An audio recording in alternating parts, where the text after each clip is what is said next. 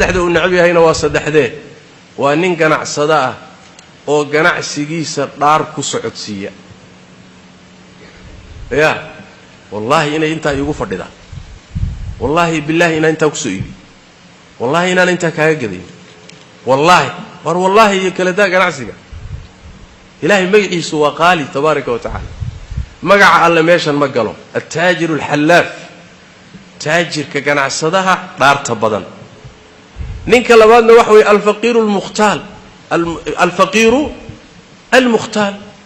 waa nin faqir oo waxba haysan ruuxa waxba haysanin hadana kibraaniya hor maxaad u kibriyo wixii loo kibraha ma hayside ya ninkii xoolaha haysto waxoogaa ku saaysta inuu yaraki kibraay asbaabtii ku bixin lahayd macasiba ha ku jirtee laakiin asbaab baa jirta waar adigan faqiirka ee dabada qaawan hadal maxaad isla qaadqaadiyo u kibri sidana aad u taala yaani waxay tilmaamaysaa dadnimo xumo ku jirta waa yaani xumaanta lafaha kaga jirta waa ninka saddexaad ee ilaahay nabi wuxuu sallallahu alayhi wasallam al-bakhil al-mannan waa nin bakhayl oo gacan adag haddana galladaysi badan wax ma bixiyo in wax laga soo saaray